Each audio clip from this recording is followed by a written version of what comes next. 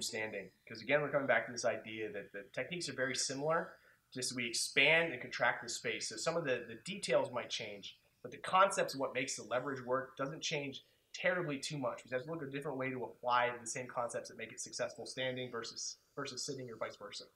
So we look at a single leg. A lot of times you end up fighting for that single leg when you're turtled up. Whether they're sprawling, whether you're coming out of guard, whether you're coming out of half guard, you end up on your knees with your opponent on his knees as well, hanging onto that leg. And it's important to know how to cut the angle and finish that transition. But if you look at it, it's going to be very similar to that high leg finish, what some wrestlers call a treetop finish, where I'm hoisting that leg up really high and being kind of a jerk and kicking that leg out. But really the big part of that leverage is getting that leg up high across my body, almost like I'm trying to leg drag past him, trying to get that leg out of my way. I'm not putting that leg, I'm not going between his legs, getting it outside. So when I get up nice and high with that leg up there, I get a lot of leverage, a lot of control. Now I have more opportunity to finish the takedown. So if I look at that same concept from kneeling, they call it setting the table. Some wrestlers do at least. So Daryl's here. And like I said, a lot of different entries can put me here. We'll look at some of those later on. I just want to talk about this finish first. It's going to make those entries make a lot more sense to you once you understand how the finish works. So we're kind of starting from the end of the chess game, right? And then we're going to add more pieces and kind of work our way back to the beginning. So I'm here. So let's talk about this position. My head's inside, first of all. It's very important. We learned in the last chapter, if my head's outside, Daryl's going to have a little more opportunities to attack me, whether it's guillotines or back takes. I like having my head inside to make this safe. Now let's look at my arm position. See how my elbow's outside of his leg? I want my elbow inside. I want my forearm on this side of this, shield. I want my forearm kind of lean forward a little bit. I want my forearm here on the mat. That's where I'm going to be strongest. It's also dangerous for me to just be kneeling next to Daryl, because if I'm just here on this leg, Daryl has an Omoplata, because he can start attacking this arm, because I don't have any control over his, I don't have any control over his ability to roll. That's going to be bad news. So there's a lot of things I need to troubleshoot very quickly. I'm going to do that by rotating.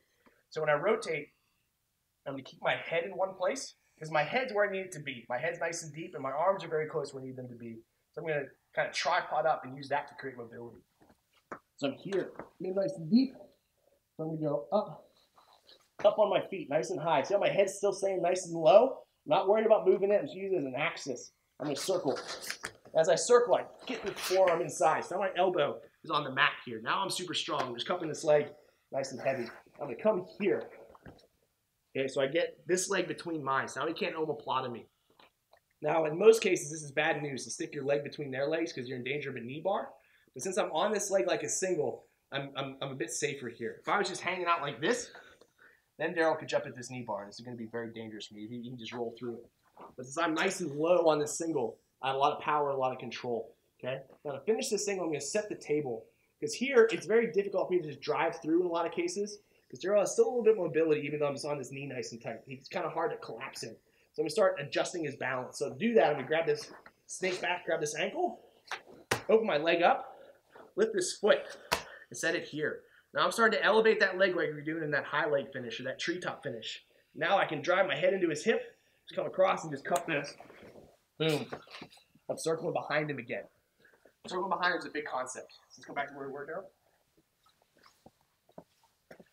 The other thing that's important about the way I'm going after this single is I'm getting low, and getting low keeps me away from his whizzer. So if I keep my head where it is, it's very difficult for Daryl to use his overhook. It's talking more jiu-jitsu terms, to thump me down. So if I'm here, as soon as I start to rotate, Daryl's going to throw that overhook over. Go back over my arm. Yeah, like that. This gives me a lot of power for him, but since I'm low, it's very difficult for him to use that whizzer, his torque. I can just come in here. And it's very difficult for him to get a lot of power in. If we were playing a whizzer game, that whizzer's powerful, I'm here. See how my wrist is right in his armpit? Now I have a lot of torque. Start shucking Daryl, get a lot of control over him. Because the lower he goes, he starts taking your underhook all the way down to my knee. Slide all the way down. Low. Now it's just my hand in. Some good whizzer guys will still get a little bit of thrust in this, but it's not nearly as powerful as it would be if he was higher. So that's my basic setting the table finish. I want to lace that leg, elevate, and I trap it. Trap that foot in there with my hip. Get that leg stuck up high. Because when he's here, his balance starts getting really affected. Just like we did from standing, we just contracted the space.